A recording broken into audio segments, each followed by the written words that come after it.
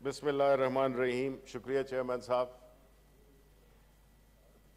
अभी हमारी एक कॉलीग जुबानी सुन लें। सेनेटर शरी रहमान अपनी गुफ्तगू में उम्मीद है कि वो बैठकर सुनेंगी मेरा जवाब, क्योंकि उन्होंने कुछ ऐसी बातें की जिसकी कि क्लैरिफिकेशन न सिर्फ ज़रूरत है बल्कि ये भी एक सवाल उठता है कि ये डिसइंफॉर्मेशन क्यों हो रही है।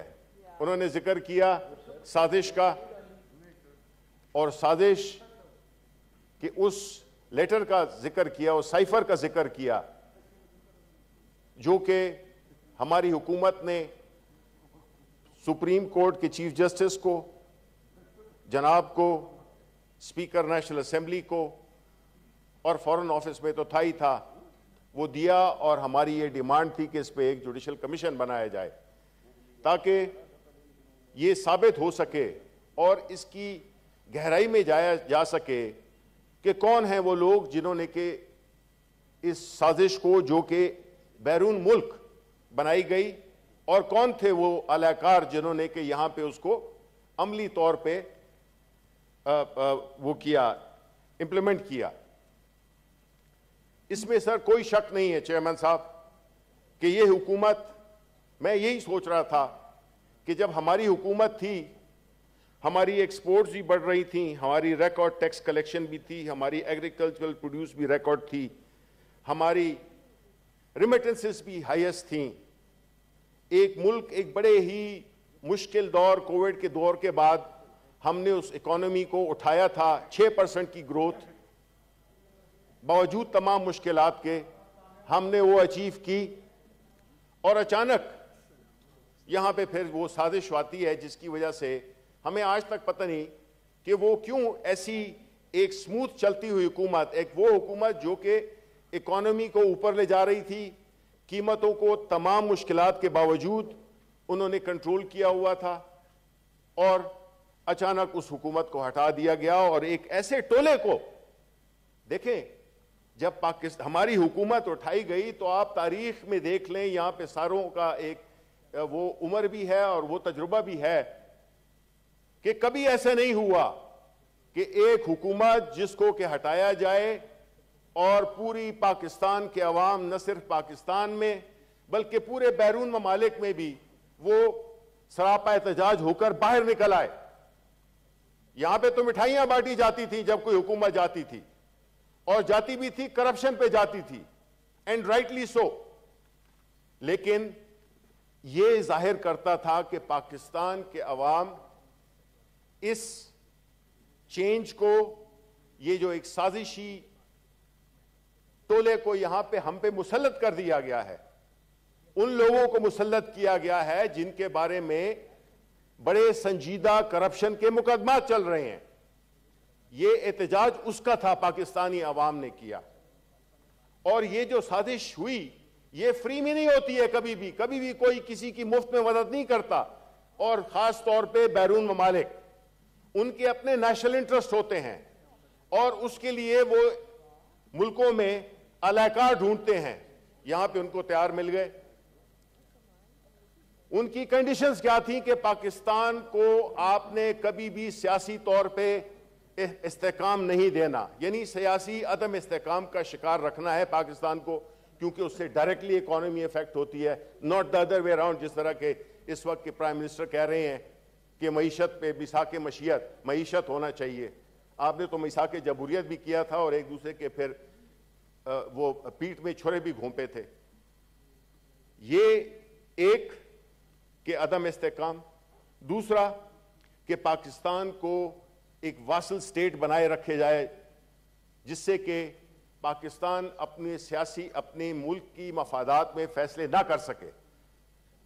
ऐसी सूरत हाल में ये एक कंटिन्यूटी है उन हुकूमतों की जिनकी लीडरशिप करप्ट थी, उनके असासे बैरून ममालिक में थे, और वो हमेशा बजाय अपने मुल्क की इंटरेस्ट में फैसले करते, उन्होंने उन ममालिक की फॉरेन पॉलिसी एजेंडास को आगे बढ़ाया। अब हमें एक ऐसा इधर फॉरेन मिनिस्टर भी बिठा दिया गया है जो कि एक ट्रेनी फॉरेन मिनिस्टर है, 4 महीने हो गए हैं वो इस हाउस में अपना जलवागर नहीं हुए।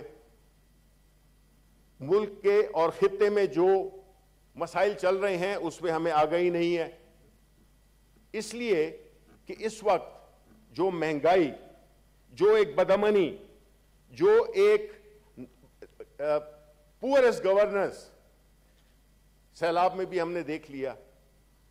महंगाई का एक ऐसा तूफान, ऐसी बेहिसी हुकूमत की, जिसमें कि वो IMF के एजेंडे को मनोअन तस्लीम भी कर रहे हैं और लेट गए हैं। इन्होंने कोई नेगोशिएट नहीं किया, हमने भी नेगोशिएट किया था। हमने नहीं माना था कि हम एक ही डोज में, जैसे एक पेशेंट को अगर 1 महीने तक वो दवाई उससे नहीं ली तो आप उसको एक ही डोज में सारी दवाई दे दें। ये अगर आपने इधर जो इस इकोनॉमी को पहुंचाया था, हमने तो बड़ी मुश्किल से उसको एक मुश्किल से निकाला था। आप दोबारा उसको ले आए हैं और आपको कोई परवाह नहीं है, इसलिए कि आप अगर पाकिस्तान में अगर आपके कोई एहसासे नहीं है, आपके खानदान नहीं है, तो आपको क्या परवाह है? आप तो कानून से बालातर हैं। कानून तो छोटे मोटों के लिए इस्तेमाल होता है। तो ये जो आपने इस मुल्क में एक ऐसा चौपट राज कर दिया है जिससे कि ये मुल्क पता नहीं कब निकलेगा, और इनका जो एजेंडा है बुनियादी तौर पे ये भी है कि आप इदारों को कमजोर करो, इदारों पे नाअहल लोग मुसल्लत करो, क्योंकि मुल्क को इदारे चलाते हैं, इन अफराद नहीं चलाते। और आप मुल्क को एक मुसलसल जहनी गुलामी में रखना चाहते हैं। आप चाहते हैं कि हमारी जो फॉरेन पॉलिसी हो वो आज़ाद ना हो, हम अपनी नेशनल इंटरेस्ट में फैसले ना कर सकें।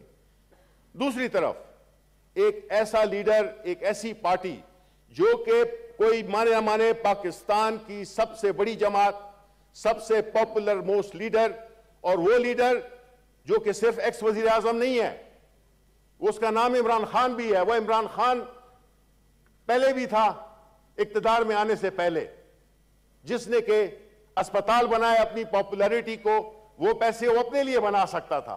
इतना पॉपुलर था और है कि वो आज भी किसी जगह पे भी जाए तो वो सिर्फ अपनी अपीयरेंस से लाखों करोड़ों डॉलर कमा सकता है, लेकिन उसने अपनी मशहूरी को कौम के लिए इस्तेमाल किया, अस्पताल बनाए, यूनिवर्सिटीज बनाई। अब जनाब चेयरमैन, मैं बस कुछ ही मिनट लूंगा। बिल्कुल बिल्कुल जी, देखें टाइम का थोड़ा ख्याल रखें। नहीं, मैं टाइम का ख्याल रखता हूं जी। अभी तो 8 मिनट हुए हैं। तो सर 8 मिनट बहुत है ना सर? नहीं सर प्लीज। अच्छा जी अच्छा जी, मैं अब ये बात करता हूं कि इस मुल्क को, इमरान खान को, इस पूरे मुल्क के अवाम की पजीराई क्यों हासिल हुई है। उसकी वजह यह है कि एक तो जो उसने इस मुल्क में पाकिस्तान बनने का और पाकिस्तान ने किस तरफ जाना है उसके लिए एक रोड मैप दिया है। और वो रोड मैप क्या है कि पाकिस्तान का मतलब क्या, ला इलाहा इल्लल्लाह।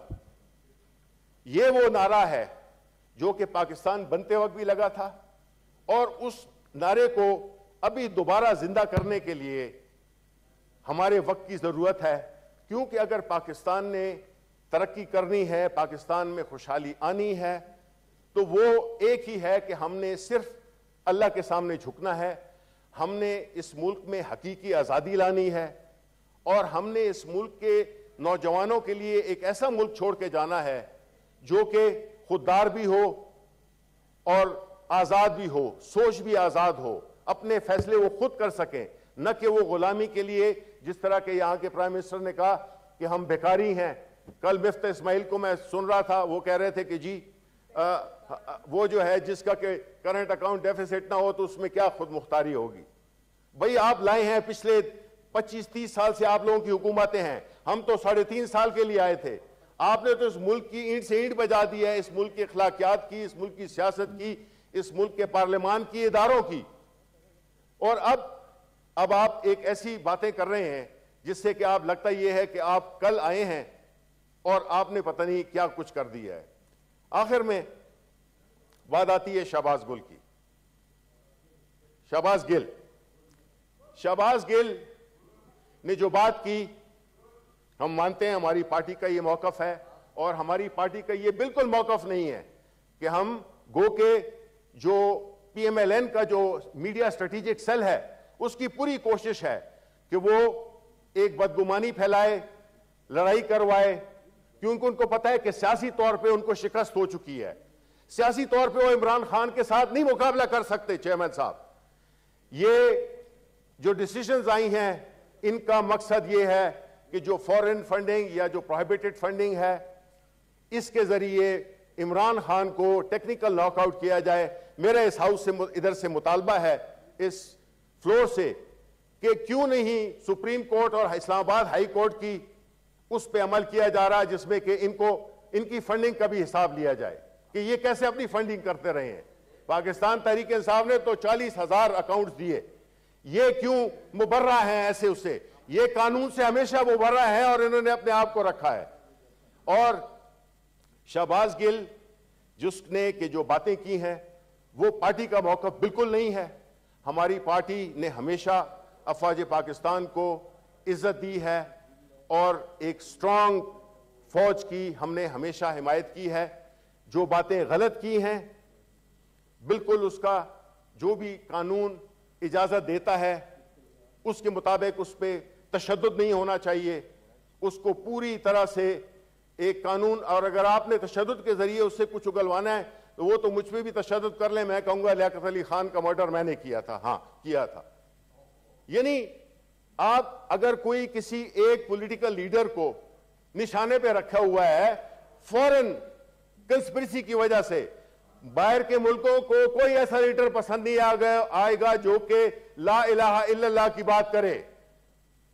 वो लोग सिर्फ यही चाहते हैं कि सियासी तौर पे चूंकि हम इमरान खान को शिकस्त नहीं दे सकते इसलिए उनको रास्ते से हटाया जाए।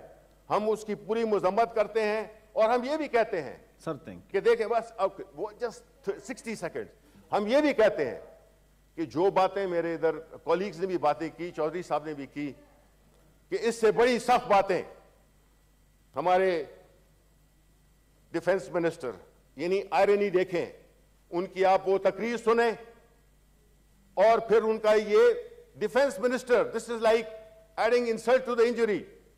फिर जो आपके अयाज सादिक हैं, जो मरियम नवाज हैं, जो नवाज शरीफ है और इनके और कितने अनगिनत लीडरों ने बातें जो की हैं वो वाकई इससे 10 गुना और 100 गुना ज्यादा सख्त थी। अगर उनको वक्त पे रोका जाता और उनको कटहरे में खड़ा किया जाता, वो तो रिकॉर्ड पे हैं, ये तो नहीं है कि सुनी सुनाई बात है, वो रिकॉर्ड पे हैं, उसके खिलाफ उनके खिलाफ एक्शन होना चाहिए ताकि ये नजर आए कि ये किसी खास पार्टी और ये किसी खास लोगों के खिलाफ नहीं है बल्कि ये इंसाफ के तकाजों के लिए है। तो आखिर में मैं आपका शुक्रिया अदा करता हूं और मैं ये दुआ करता हूं कि अल्लाह ताला हमारे मुल्क को इन लुटेरों से हमारी जान छुड़ाए, इन नाअहल करप्ट लोगों से जान छुड़ाए और इस मुल्क में एक ऐसा निज़ाम जो कि इंशाअल्लाह पाकिस्तान तहरीक इंसाफ जो इस मुल्क की सबसे बड़ी पार्टी है, हम इलेक्शन से नहीं भागते, हम ये इलेक्शन से भाग रहे हैं। हमें क्या जरूरत है, हमारी 4 सूबों में हुकूमत है, 6 सूबों में 4 सूबों में तो हमारी हुकूमत है, तो हमें क्या है। लेकिन चूंकि फेडरल में एक ऐसी हुकूमत बैठी हुई है जो साजिश का शाखसाना है, जो कि मुल्की मफादात को नेशनल सिक्योरिटी थ्रेट बना हुआ है और ऐसे फैसले कर रहा है जिससे कि मुल्क को नाकाबिल तलाफी नुकसान पहुंचेगा। इसलिए हमें इनसे जल्द से जल्द जान छुड़ानी चाहिए। ये फाशिस्ट लोग हैं, इन्होंने मीडिया पे कदगने लगाई हैं, कभी हिस्ट्री में नहीं हुआ, मार्शल लॉ में नहीं हुआ। Thank you sir, thank you sir.